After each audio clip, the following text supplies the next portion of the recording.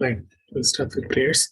Namam Vishnu Padaya Krishna Presthaya Bhutale Srimate Bhakti Vedanta Swamin Niti Namine Namaste Saraswate Deve Gauravani Pracharine Nirvishesha Shunyavadi Pashacha Deshatarine Jai Shri Krishna Chaitanya Prabhu Nityananda Shri Advaita Gadadhara Shrivasadi Gaur Bhakta Vrinda Hare Krishna Krishna Krishna Hare Hare Hare Rama Rama Rama Hare Hare Om Ajnanatimirandhasya Jnananjanashalakaya Chakshurunmilitam Yena Tasmai Shri Gurave Namaha Vanchakalpatarubhyascha Kripa Sindhubhya Evacha Patitanam Pavanebhyo Vaishnavebhyo Namo Namaha Anantakuri Vaishnavrinda ki jai Jagadguru Srila Prabhupada ki jai. The Gaur Premanandi.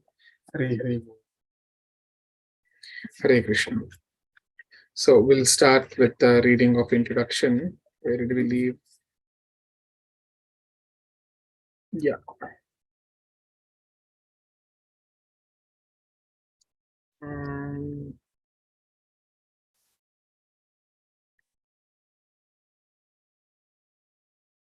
Okay. All Vedic knowledge.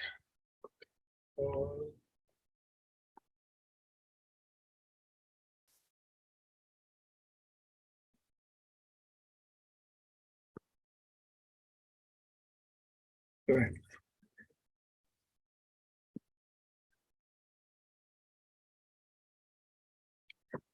One moment. All Vedic knowledge is infallible, and Hindus accept Vedic knowledge is to be complete and infallible. Sorry to interrupt you. I can't see the screen. Is it only me or? Oh, sorry. I think I forgot to share. Okay, sorry to interrupt. Oh, no. Thanks for letting me know. Yeah.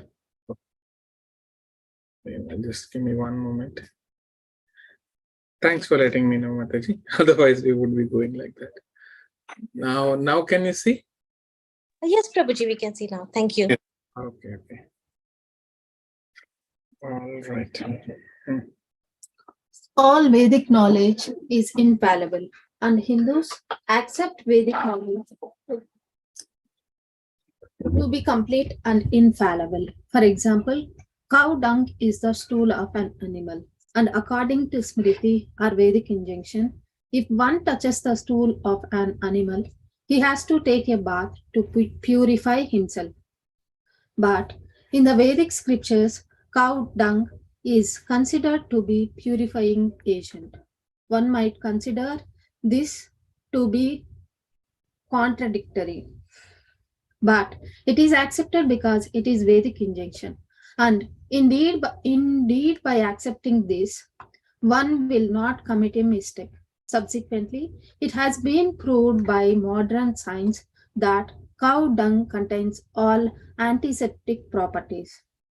So, Vedic knowledge is complete because it is above all doubts and mistakes, and Bhagavad Gita is the essence of all Vedic knowledge. The Vedic knowledge is not a portion of research. Our research work is imperfect because we are researching things with imperfect senses. We have to accept perfect knowledge which comes down, as is stated in Bhagavad Gita, by the Paramatma, disciplic succession. We have to receive knowledge from the proper source in disciplic succession, beginning with the supreme spiritual master, the Lord Himself, and handed down to a succession of spiritual masters. Arjuna, the student who took lessons from Lord Sri Krishna, accepts everything that he says without contradicting him. One is not allowed to accept one portion of Bhagavad Gita and not another.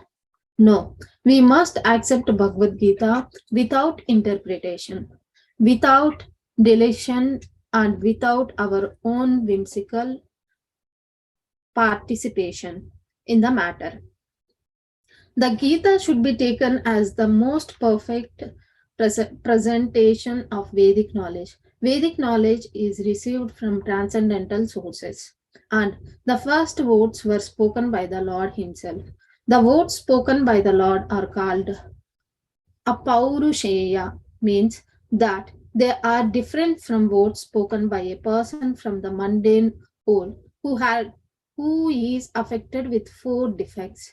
A mundane one is sure to commit mistakes. Second is invariably illusioned. Third has the tendency to cheat others. And fourth is limited by imperfect senses. With these four imperfections, one cannot deliver perfect information of all pervading knowledge. Vedic knowledge is not imparted by such defective living entities. It was imparted unto the heart of Brahma, the first created living being, and Brahma, in his turn, disseminated his knowledge to his sons and disciples, as he originally received it from the Lord. The Lord is Purnam, all perfect, and there is no possibility of his becoming subjected to the laws of material nature. One should therefore be intelligent enough to know that the Lord is the only proprietor of everything in the universe and that he is the original creator, the creator of Brahma. In the 11th chapter, the Lord is addressed as Prapitamaha. Prapitamaha, because Brahma is addressed as Pitamaha, the grandfather, and he is the creator of grandfather. So, no one should claim to be the proprietor of anything. One should accept only things set aside for him by the Lord as his quota for his maintenance. There are many examples given of how we are to utilize those things which are set aside for us by the Lord. This is also explained in Bhagavad Gita. In the beginning, Arjuna decided that he should not fight in the battlefield of Kurukshetra. This was his own decision.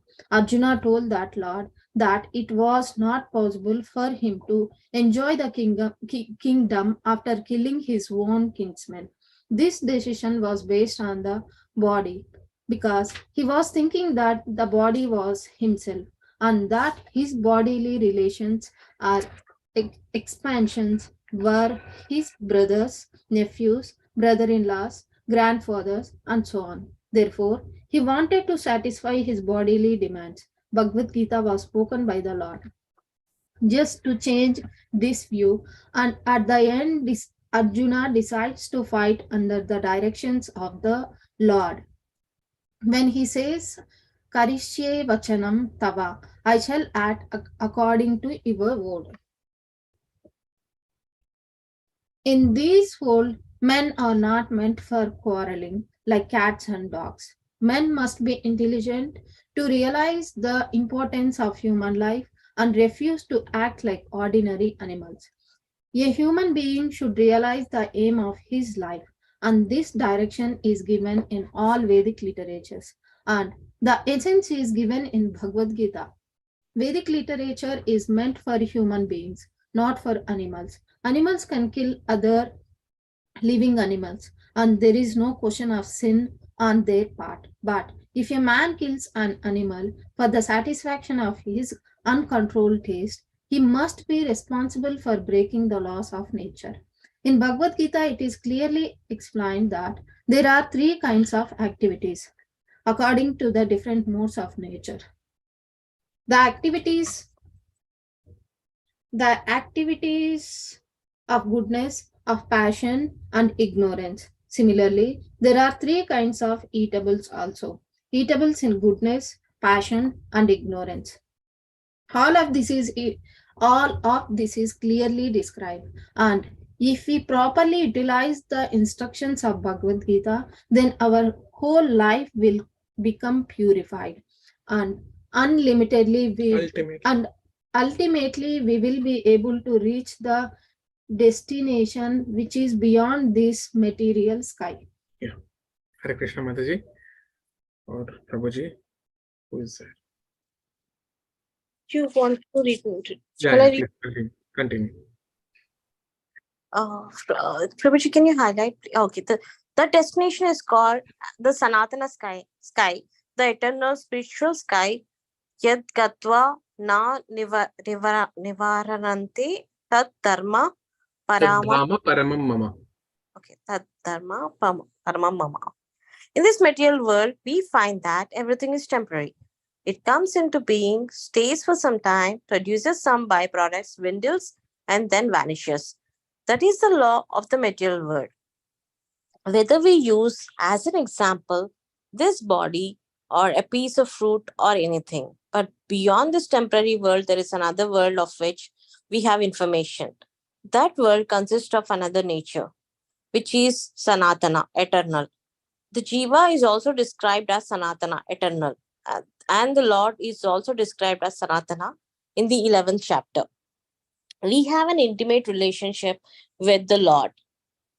And because we are all qualitatively one, the Sanatana Dharma or sky, Sanatana Dhamma, sorry, or sky, the Sanatana Supreme Personality and the Sanatana living entities, the whole purpose of Bhagavad Gita is to revive our Sanatana occupation or Sanatana Dharma, which is the eternal occupation of the living entity. We are temporarily engaged in different activities, but all of these activities can be purified when we give up all these temporary activities and take up the activities which are prescribed by the Supreme Lord. This is called a pure life. The Supreme Lord and his transcendental abode are both Sanatana, as are the living entities. And the combined association of the Supreme Lord and the living entities in Sanatana abode is the perfection of human life. The Lord is very kind to the living entities because they are his sons. Lord Krishna declares in Bhagavad Gita, Sarva Yonishu Aham Bija Prada Pita. I am the father of all. Of course, there are all types of living entities according to their various karmas. But here, the Lord claims that he is the father of all of them. Therefore, the Lord descends to reclaim all of these fallen conditioned souls to call them back to the Sanatana eternal sky, so that the Sanatana living entities may regain their eternal Sanatana positions in eternal association with the Lord. The Lord comes himself in different incarnations, or he sends his confidential servants as sons or his associates or acharyas to reclaim the conditioned souls. Therefore, Sanatana Dharma does not refer to any sectarian process of religion. It is the eternal function of the eternal living entities in relationship with the eternal Supreme Lord. Sanatana Dharma refers, as stated previously, to the eternal occupation of the living entity. Sri Pada Ramanujacharya has explained the word Sanatana as that which has neither beginning nor end. So when we speak of Sanatana Dharma, we must take it for granted on the authority of Sri Pada Ramanujacharya that it has neither beginning nor ending. The English word religion is a little different from Sanatana Dharma. Religion conveys the idea of faith, and faith may change. One may have faith in a particular process, and he may change this faith and adopt another. But Sanatana Dharma refers to that activity which cannot be changed. For instance, liquidity cannot be taken from water, nor can heat be taken from fire. Similarly, the eternal functions of the eternal living entity cannot be taken from the living entity. Sanatana Dharma is eternally integral with the living entity. When we speak of Sanatana Dharma, therefore, we must take it for granted on the authority of Sripada Ramanujacharya that it has neither beginning nor end. That which has neither end nor beginning must not be sectarian. So, for it cannot be limited by any boundaries. Those belonging to some sectarian faith will wrongly consider that Sanatana Dharma is also sectarian. But if we go deeply into the matter and consider it in the light of modern science, it is possible for us to see that Sanatana Dharma is the business of all the people of the world, nay, of all the living entities of the universe. Yeah, we can stop here, Mataji. Okay, any questions in this four we read 4 pages, every day 4 pages we'll read. So, Prabhuji, sorry. No, you go ahead. Thank you. So actually, I have a question. The unconditioned souls keep on falling, right? Why there is an increase of the population? The number keeps on increasing, multiplying. the population. So there should be limited number of people, right, Prabhuji? Is there any particular reason? Why limited number of people? Because they are making mistakes and they're coming again and again, right? I mean, uh, No, okay. So yesterday we discussed that once you thought independently of Krishna, so we fell down. That from Vaikuntha platform, we all fell down. Yeah. Now, one of the Upanishads say, then how many living entities are there in this material universe? There's so many, and they keep on increasing, right? So No. there- okay. No. It is told as like Anantaya Kalpate. It is unlimited number of living entities. That means if you want to have a number, if as many as there are atoms in this universe, that many living entities are there. So, see, for you, it might seem to you that, okay, the human population is increasing. But, now Prabhupada used to say, but that population is anyway there. If humans are not there, can you just see, human population is the tiniest population. If you see, one of the tiniest. How can you see? Among, when you compare with other living entities, human population is not even 0.1%. Okay. Do you know how? Because Earth is just, I mean, the Earth is very the place to live is very small compared to water. So there are so many living creatures in water and other places. That is right. See, suppose if you take your house, the number of bacteria in your house is more than the population of this earth. Okay. Right? Just in the house, imagine the microscopic bacteria and the population of the entire earth may be the same as what number of bacteria in your house. So the population is anyway there. Either it could be in the human form or it could be in any other living entity.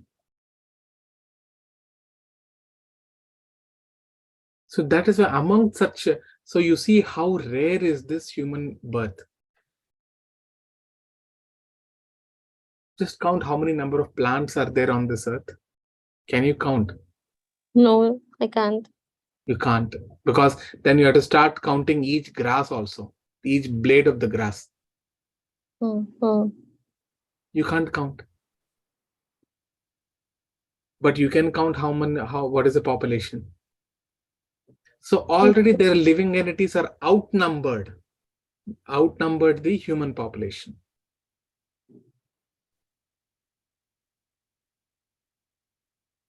Yeah.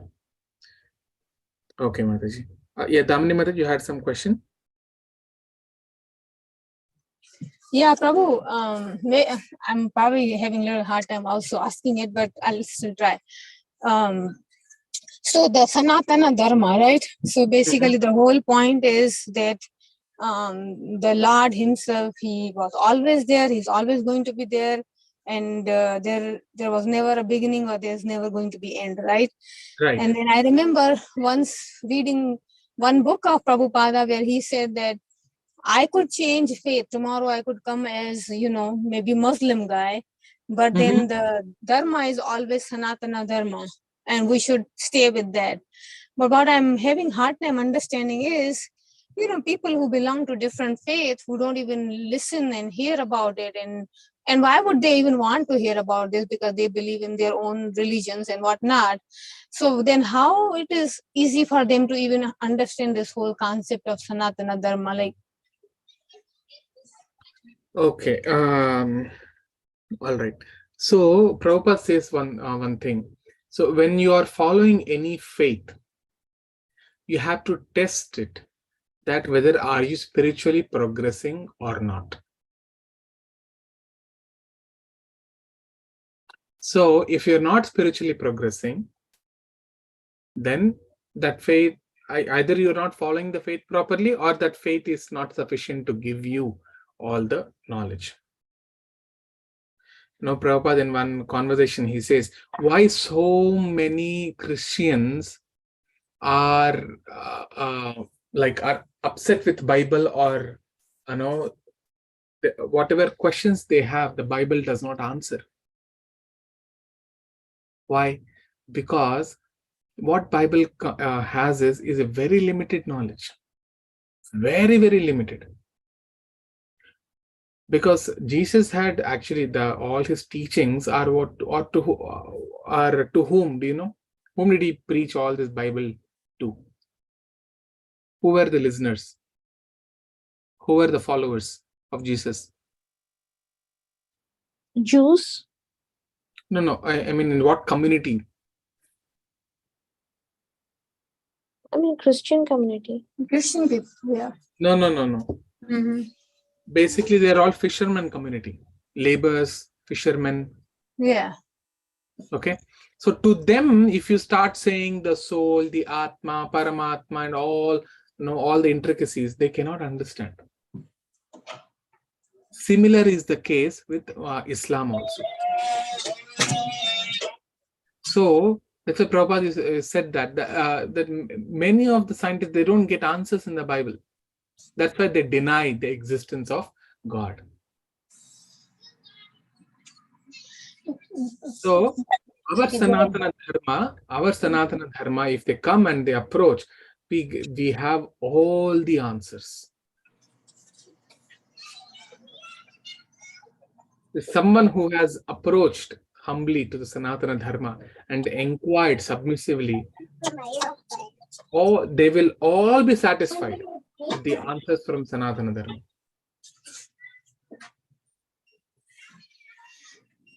But again, if you are coming from, for example, Prabhupada were to, not that it probably makes sense, anybody who are too much into this whole Hindu religion and a big bhakt following Sanatana Dharma, but for whatever reason is still not liberated and comes back as a Christian, right? And has a different faith, because he said it's very much possible. Correct. But if you are the fact, because I also heard from you guys itself that, the fact that you're born in India and born as Hindu, it itself says that you are much more luckier than any other people on the earth, right? Yes. So then you're fortunate. You're fortunate. Now you have to inquire from the right source, the right knowledge. If you don't inquire, that means you have missed your opportunity. But that means there is no use of that of you being fortunate. Right. But what I'm saying is the chance of you inquiring also diminishes with the fact that you are not born as Hindu. Correct. Yes. Even if you're born as Hindu, how many are inquiring this? Yeah, that's true too. But then because many of them, so they will not inquire. How many of you had actually inquired and then only came to this moment? Right, exactly. Yeah. But the fact is, Hindu people will still come because it's somewhere part of our upbringing. We heard from our parents and all that, right?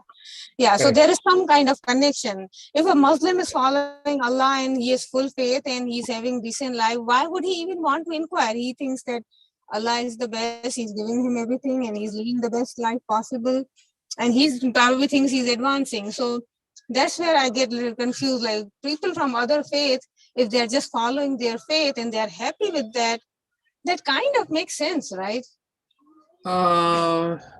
See, if they're happy, then how come there is so much violence in their religion? You see, wherever Islam had taken place, that country was completely wiped out of other religions. In a decade's time, the entire country turned Muslim wherever they have come, but they couldn't do that in India. Iran, Egypt, Iraq, all these places, it was all Sanatana Dharma. Afghanistan, Sanatana Dharma was being followed. It completely got wiped out.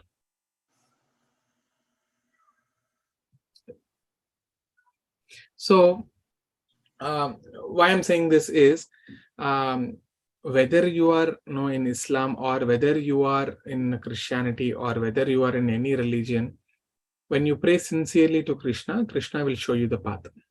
Sincerity must be there. Okay, not a foolish mindset. When you keep your mind open, right, then you will understand from other from the point of other religions as well. When you say that no, ours is the only thing, there is nothing else,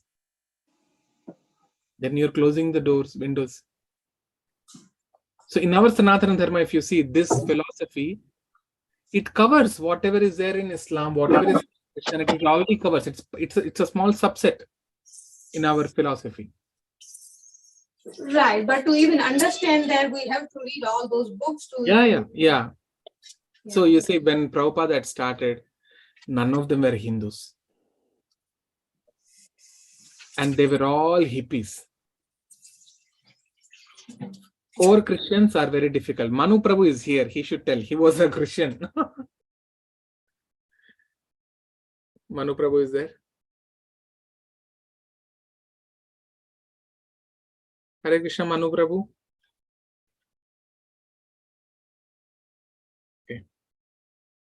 Okay, he's on mute. Might be busy. So, the Manu Prabhu is an ideal case, Mataji, for your question, where he was following Christianity. He had some questions, and I think he could not get answers.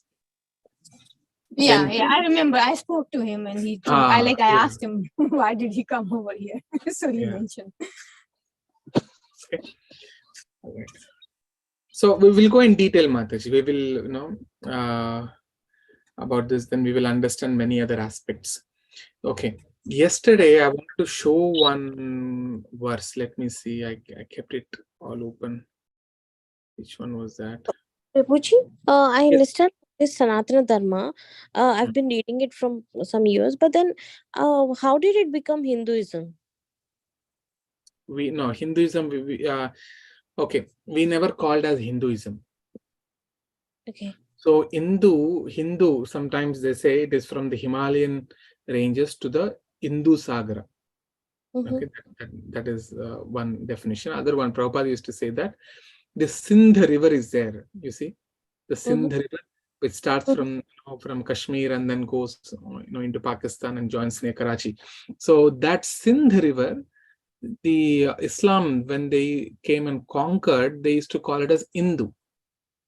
Okay. And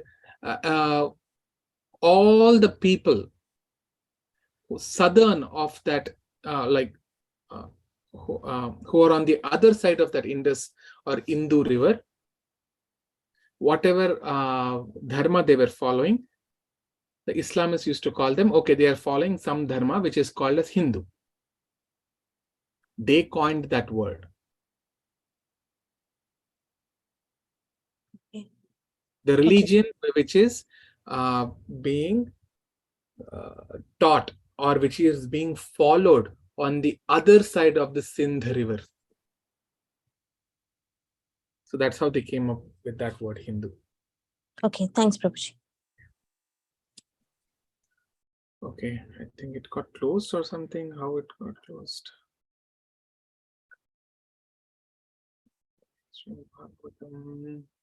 Okay, anyways, this is, let me go to our verses.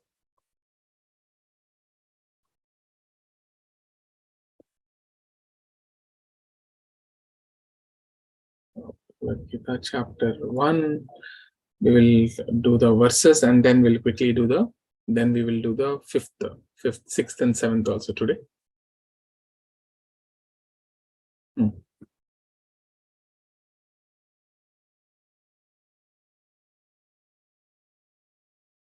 All right.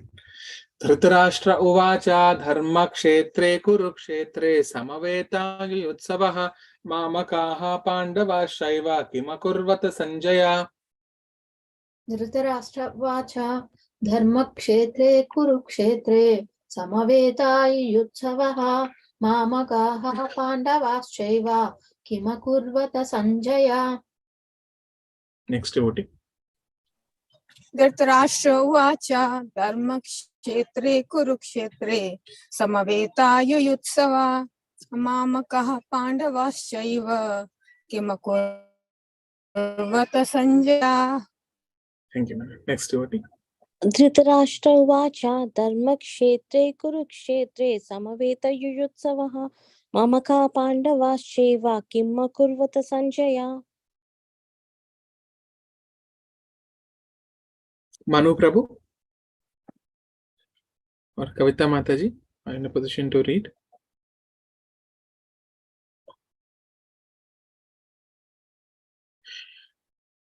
All right. We'll just three of us will read. Sanjaya Uvacha Drishtva tu Pandavanekam Vyudham Duryodhanastada Acharyam Upasangamya Raja Vachanam Abravit. Sanjaya Vacha Drishtva tu Pandavanikam Vyudham Duryodhanastada Acharyam Upasangamya Raja Vachanam Abravit.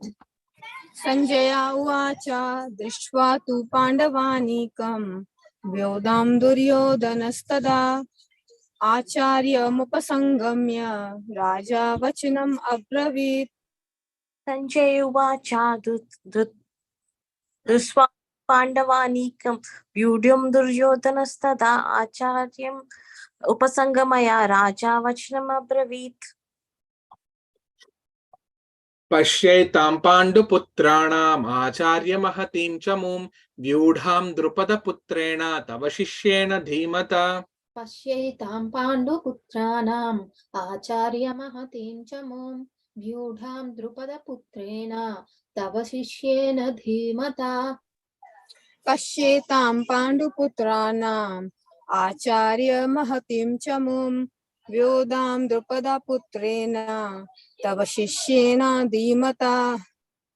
पश्चातं पाण्डुपुत्राणाम् आचार्य महतीं च मुं व्यूढं द्रुपदपुत्रेण तव शिष्येन धीमता. Atra Shura Maheshwasa Bhimarjuna Samayudhi Yudhano Viratascha Drupadascha Maharatha. Atra Sura Maheshwasa Bhimarjuna Samayudhi Yuyudhano Viratascha Drupadascha Maharataha. अत्र शूर महेश्वासा भीम अर्जुन समायुधि युयुधानो विराटश्च द्रुपदश्च महारथा. अत्र शूरा महेश्वरः Bhimarjun समायुधि युयुधानो विराटश्च द्रुपदाश्च महारथा. Drishtaketuschekitanaha Kashirajascha Viryavan Purujit Kunti Bhojascha Shaibhyascha Narapungavaha. Drishtaketuschekitanaha Kashirajascha Viryavan Purujit Kunti Bhojascha Shaibhyascha Narapungavaha. दृष्टकेतुश्चेकिताना काशीराजश्च वीर्यवान् पुरुजित् कुन्तिभोजश्च सेबश्च नरपुङ्गवः. दुष्टकेतुश्चेकितानः काशीराजश्च वीर्यवान् पुरुजित् कुन्तिभोजश्च सैभ्यश्च च नरपुङ्गवा. Okay, right. So now I think I explained till only fourth one. So today I'll explain the fifth one. Then, if time permits, we'll go to 6 and 7. Okay. So if you see here in this verse number 5, okay, we have Drishtaketu, Chekitana, Kashiraja, Purujit, Kuntibhoja, Shaibya. They're all Narapungavaha. Narapungavaha means they are the great, powerful fighters, all of them. And this Shaibya is from Shibya. And you know where is Shibya?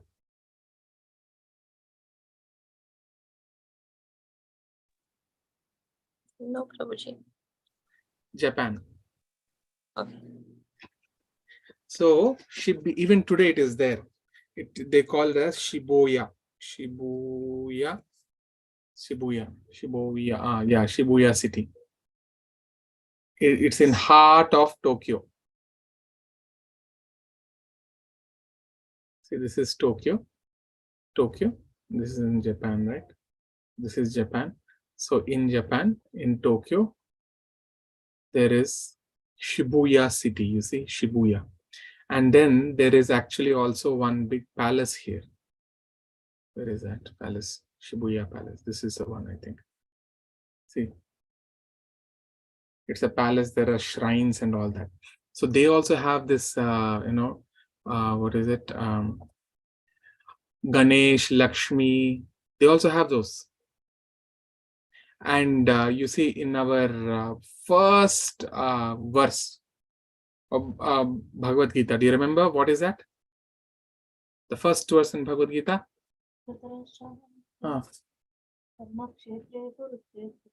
Dharma kshetre kurukshetre samaveta yutsavaha. The Yuyutsavaha is there, right? Yuyutsu. Yuyutsu means to fight. And the same thing Japanese also use. They use jujutsu. Jujutsu. Same Yuyutsu. So a lot of our words, Sanskrit words, are in Japanese, in their language.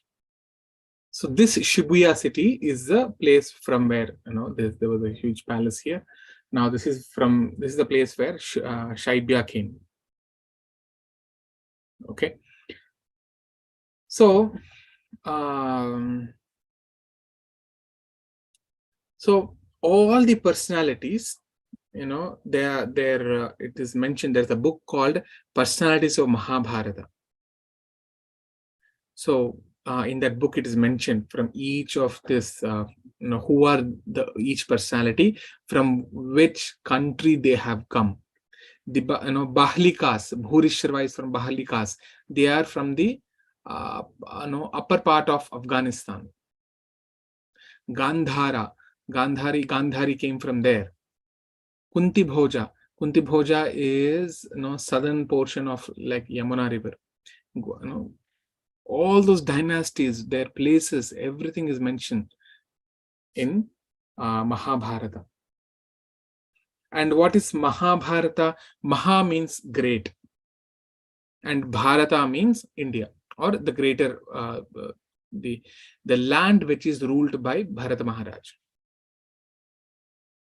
Actually, this whole planet was called as Bharatavarsha, and there was only one flag, and it was ruled by one king. He's the main king. Now, there are other sub kings. They rule each of the like how we have states here. So earlier, Yudhishthira Maharaj was the king, one king, and under him there were Samanta Raja. That means subordinate kings were there. They used to take care of like each of their kingdoms. So the fight is that who would be the better king now in the Kurukshetra, whether it is Maharaj Yudhishthira or Duryodhana. Okay, it is a monarchy, not a democratic. And Krishna is deciding. What is he deciding? No, Duryodhana is unfit. Maharaj Yudhishthira is fit. That is Krishna's desire. And therefore this fight is there in this Kurukshetra. So you're all reading the Krishna book, right? In the first chapter, the Mother Earth personified as a cow, she goes to Vaikuntha. And there the Vishnu say, means at the banks of the Kshirodaka ocean, Vishnu imparts that his message in the heart of Brahma. And Brahma says that he will come, he will take birth on earth, and he will wipe out all the unwanted demons from the face of the world. And he will enthrone Maharaj Yudhishthira, because king is the exact representative of Krishna. Is a representative of God. That is why he is given that respect as it is given to a god. Then that means he should also behave in that way. So that's why in our Vedic system, monarchy is welcomed. Prabhupada says, even now the communists, all the communist countries, they are acting like a dictatorship. I went to Singapore 3 weeks ago. That time, the devotees were telling me there. So, although it's kind of a democratic, but it is actually a dictatorship. Why? Because anyone who casts his vote, now here in maybe in US, I'm not sure how it is, at least in India, anyone who votes, his identity will be anonymous. So at the end, the government will not know whether this person has voted for this party or that party. But in Singapore, that person and his vote will be known to the government. Oh, this person has voted to this party. So when they know that, what happens is they will start creating problems for him. He will not get all the grants. He will not get the permissions easily. It's a small country. So almost from their independence till now, it is only one party which is ruling. So actually dictatorship is welcome. No, not that simply by some votes of some, some mischievous population, one becomes dictatorship. Or one becomes the prime minister or the head of the state. No, always in any country or in any state, you just think over. Will the population of the CEOs will be more, or whether the population of employees under him will be more? Who will be more? Employees. Correct, right? Now, similarly, if you bring it to our Varnashrama system, obviously the population of Shudras or the laborers or the fifth class people, they will be very high. The kingly, the population of the Brahmanas or the kings, may not be that high, will not be that high. But the Shudra, their population will be very, very high, because it is a logical thing. For one king, you need so many assistants. If everybody becomes the king, then who will do the menial jobs? So in the democracy, what happens? Obviously, when there is a less intelligent population, so if you satisfy their needs, immediately they will vote. This is what happens in India. And especially in South India, I know in Tamil Nadu, the party gives free TVs. It used to give free TVs, then it started giving free laptops. Then what is that? Free fans. It started with like all these items, and then they cast their vote to that party, and finally get cheated. That party wouldn't do anything. So only an intelligent person or an educated person, he will resist. Okay, he might give me all those, but I will not get lured. He cannot buy me. My intelligence works. Now, Prabhupada used to say during their time, even before his time, there was there was a dictatorship. His name was Stalin or something. So that Stalin is the greatest criminal in the history of the world. Greatest criminal. He will not tolerate anything going against him. As soon as he finds that this particular man is going against me, immediately Stalin will call him. And he'll say that here is the poison and here is the sword. So either you take the poison or I will kill you. So that was his business. So that kind of dictatorship is not wanted. Dictatorship means that by his direction, by the king's direction, the citizens will be so happy that even when they will not get any kinds of anxiety. Any kinds of anxiety. And I will show you where it is mentioned. Let me bring this. Where is this?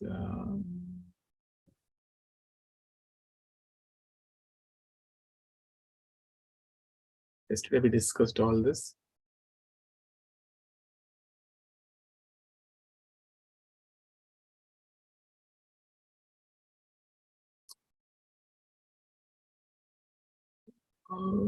Just give me.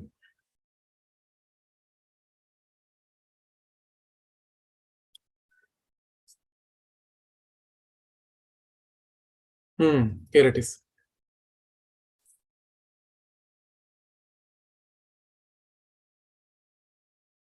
Oh, wait, sorry.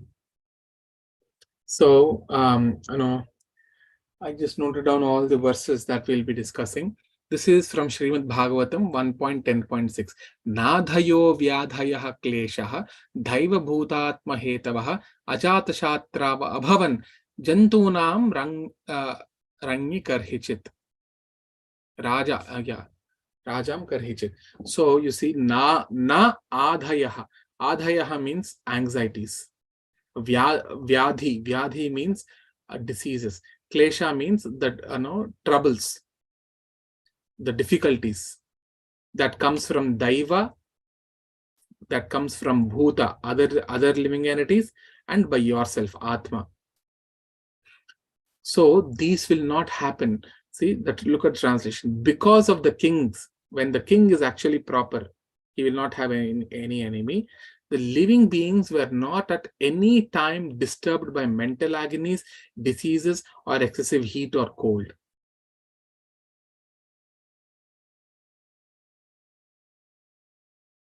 See, na adhayah, that means no anxieties.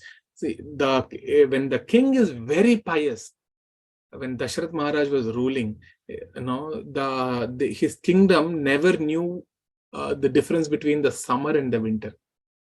Every time the weather was so pleasant. For 12 years or 13 years. No, not for 12, 13 years. For a very long time, actually, thousands of years. The weather was so pleasant in his kingdom. When the king is very pious, automatically, even the natural disturbances will not take place. And you see, we told that there are three kinds of problems. The problems, you'll get it from three sources. Any problems. What are the three sources? Daiva, okay, Adi Daivika, Adi Bhautika, and Adhyatmika. One of the Sunday classes also we went through. So problems from the Devas, the higher demigods, those are Adi Daivika. What are those? All the natural disturbances. Earthquakes, tornadoes, tsunamis, volcano eruptions, typhoons, cyclones, all those things are Adi Daivika. When people are sinful, these things will increase. It is mentioned in Kali Yuga, when people are more and more sinful, more and more natural disturbances will happen. When a natural disturbance is happening, that means the place has become very sinful. Okay, that is Adi Daivika. It's not in your control. Okay, Adi Bhautika means the difficulty, you get it from the other living entities. Okay, those are. So what are the examples of Adi Bhautika?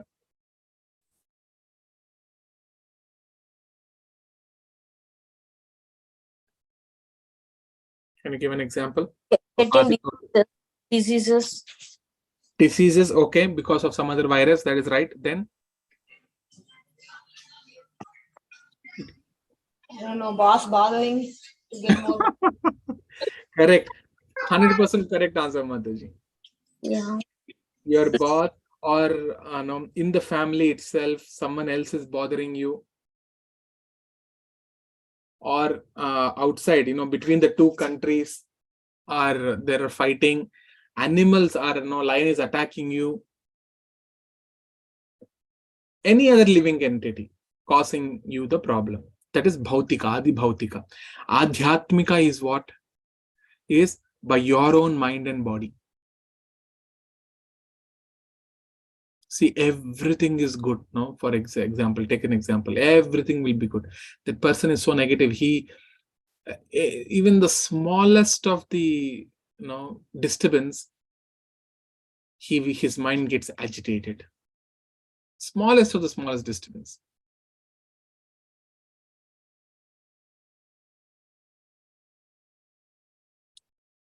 You should see, I think, when this happens, Adhyatmika is basic depression. Yeah, depression is an example of Adhyatmika. You're not able to control your mind. Always limelight is required for you. Now, if the limelight is not on you, then you will feel bad. And why this will come? Yesterday in the introduction, we read it. You remember? In introduction yesterday, you see, it's a contaminated consciousness. What is that? Two things. I am the Lord of all that I survey, and I am the enjoyer. So every time, what is that? I expect honor, not dishonor, always honor, always praise, always glorification. You don't get it, then you become depressed. That means your consciousness is contaminated.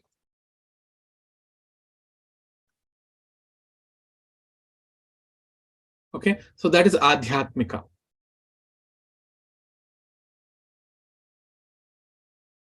So here in this verse, where is that verse?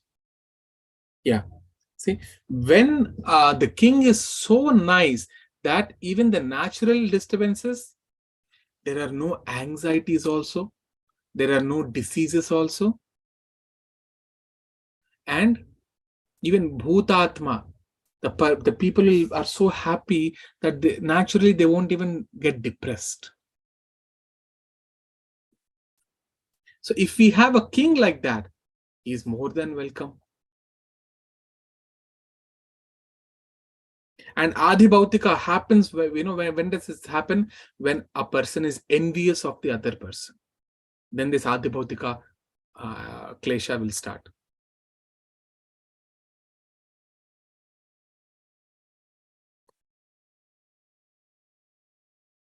So after Yudhishthira, after this Kurukshetra war was over, nobody was remaining apart from the 5 Pandavas and a few others, and there was a posthumous child, the grandson of Arjuna in the womb of Uttara. His name was Parikshit. So he was also a very pious person. So under his guidance, everything was so nice. And this is the duty of the king. Yesterday we went through that. What is that? Okay, Nirbandhe. Is this the one? Okay. But Prabhuji, during Parikshit Maharaj time only Kali entered, right? Yeah, Kali entered. That is why when Kali was cutting the legs of a cow or something, immediately Parikshit Maharaj went and started chastising him. He was ready to kill him. Then Kali surrendered. That time he stopped. Okay. Thank you. So yesterday in this verse, where is that verse? Let me just check. Give me one moment.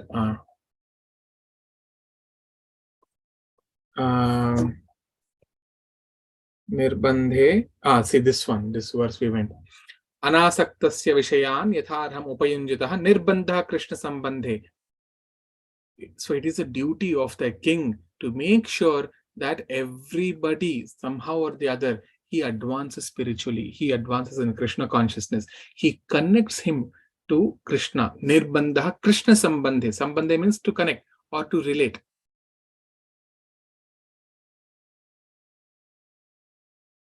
Okay. And if you see, the real purpose of this battle is what? What is the real purpose of this battle?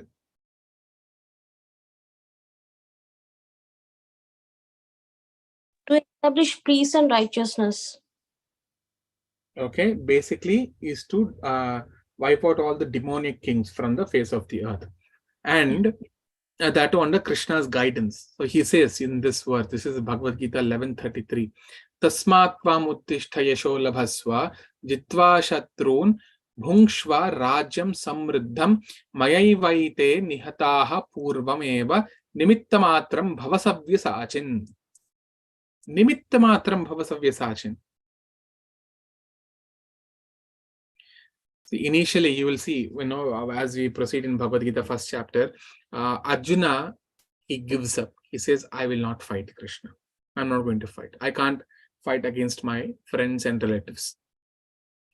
Then Krishna says, in the 11th chapter, he's saying, Arjuna, whether you fight or not, it doesn't matter, because these people are not going back home. It is already settled up. You simply become an instrument. You take the credit that you fought and you killed. They are already killed because it's my plan. You become nimitta matram. Nimitta matram is what? Just be the instrument or the cause. You see? The translation. Therefore, get up. Prepare to fight and win the glory. Conquer your enemies and enjoy a flourishing kingdom. Why? Because they are already put to death by my arrangement. And you, O Savyasachi, Savyasachi means ambidextrous. That means Arjuna can actually shoot the arrows from, using both the, like either from the right hand or from the left hand. He can very expertly shoot the arrows. So that's why his other name is Savyasachi. He's saying they're already put to death, all of those. So you, and what you do, you just become an instrument. You just become an instrument in this fight.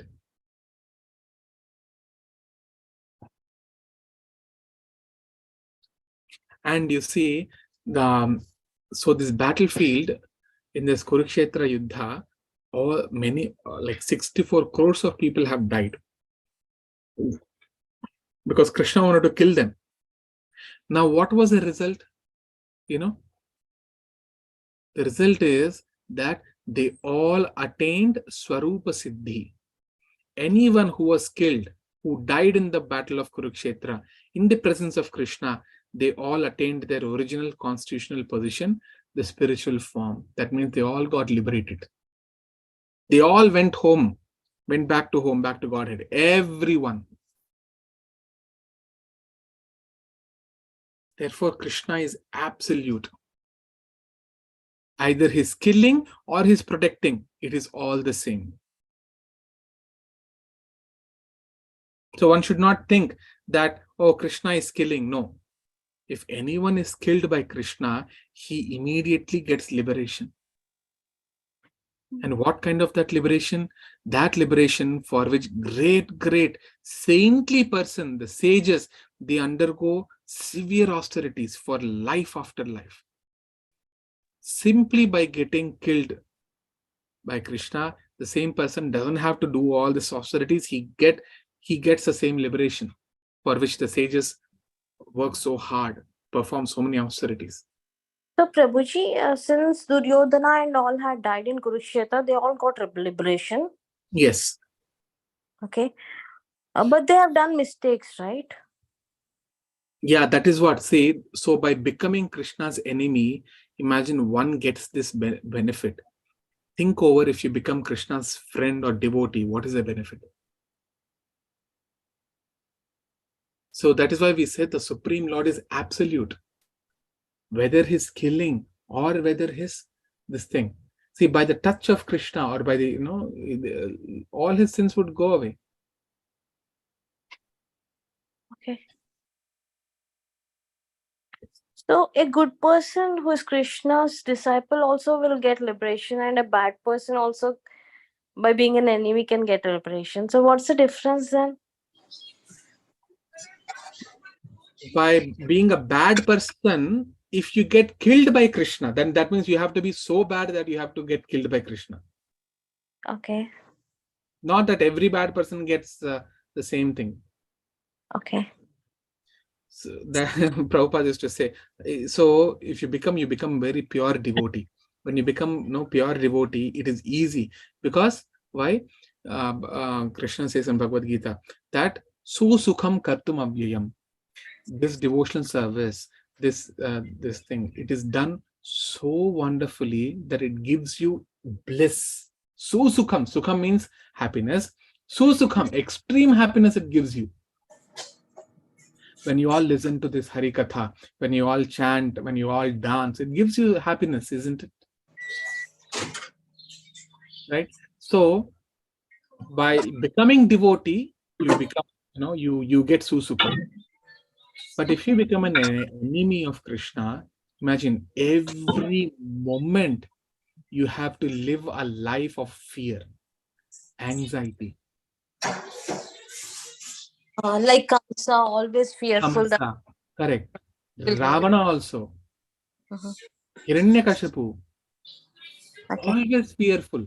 It is mentioned that Ravana, if he has to sleep, there has to be one Akshauhini Sena. That means how many? 200,000 soldiers should be guarding him. Then he will sleep.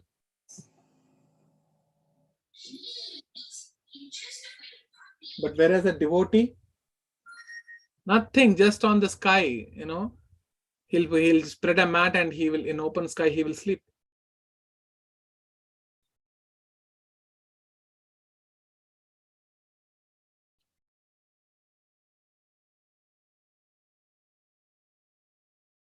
Okay, so Prabhu, sorry, one more clarification on that.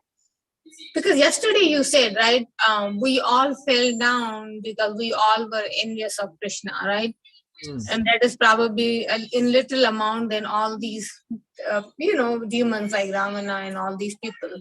So how do they get chance to get liberated and they got liberated because they were killed by Krishna.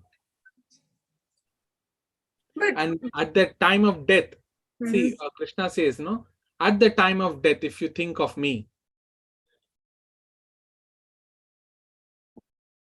no, if you remember me, you'll come back to me. He says in Bhagavad Gita. I'll show you that verse. Yeah. No, it makes sense now. Prabhuji, and all the devotees may not have good life in the material world, but they'll have good life after life. I mean, after material world, right? The material world is not meant for good life. Okay. First of all, one moment, let me get that verse. Yeah.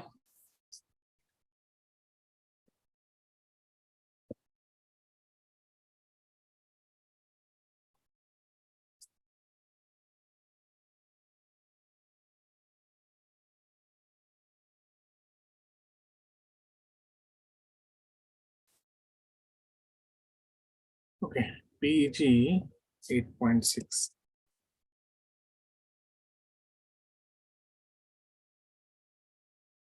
Yam yam yapi smaran bhavam त्यजति yante kalevaram tam tam evaiti kaunteya sada tadbhava bhavitaha. See, whatever state of being one remembers, when he quits his body, O son of Kunti, that state he will attain without fail. Okay, so after this, what is the next verse?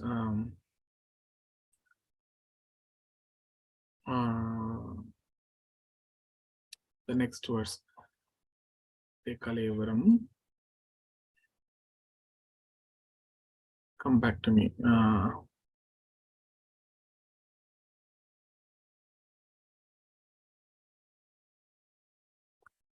Yeah, you see. Oh no.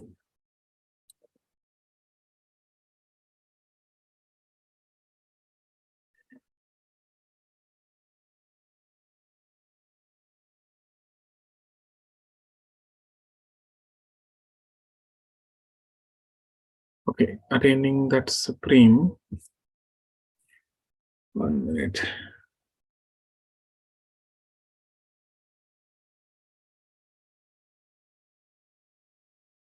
Okay, oh, this is the previous verse. Got it. So if next verse is previous verse.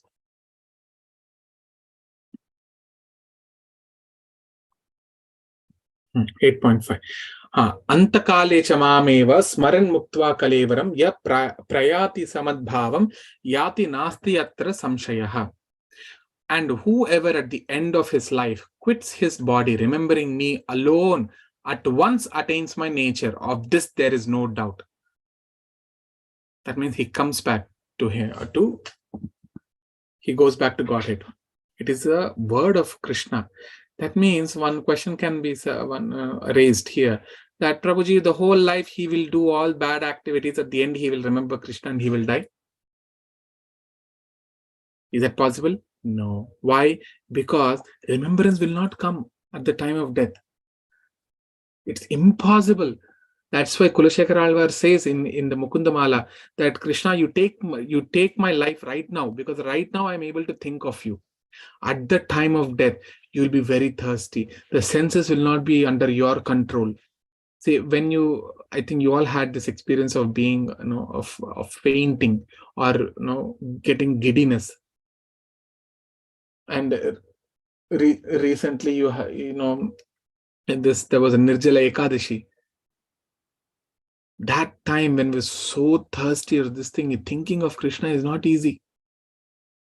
And at the time of the death, 40,000 scorpions, if they bite you, what the pain you get, that is the pain you get at the time of death. How will you remember Krishna?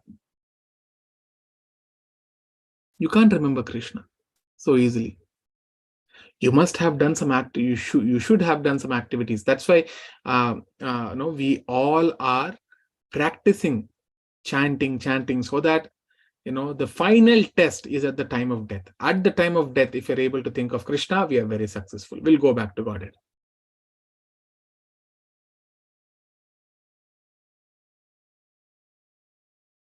Okay.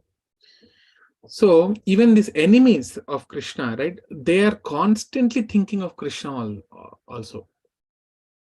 You see Ravana, or you see, Kamsa. From the time when Krishna was born, constantly thinking. You're thinking of the Lord as an enemy, as a fear. That also, it will give you the liberation. But Prabhupada later he explains that liberation is not as the liberation which devotees get. Because that liberation can sometimes, it is also kind of liberation. They will join the Brahma Jyoti, like all the Mayavadis, the liberation what they search for, the liberation that for which they do a lot of austerities, that they will get it. All the enemies will get it. But you see, Krishna is the ultimate supreme Lord. He has his free will. If he wants to take someone, he will take back home, back to Godhead. But don't think that, by doing all the bad activities and all this, Krishna will still take me. No, that will not happen. Okay. I think I'll close here. Tomorrow we will recite. Oh, not from Monday. Monday we will recite 1.6 and 7. We'll go from there. Okay. You'll cover Ishopanishad on Sunday, right? In the morning. Correct. Sunday in the morning, yes. So can you, if possible, can you please switch on the audio? If at all I can't come, I can listen. Just if possible, not a compulsion, just possible. Yeah, sure. Yeah, thank you, Prabhuji. Thank you, Mate. Okay. Any other questions?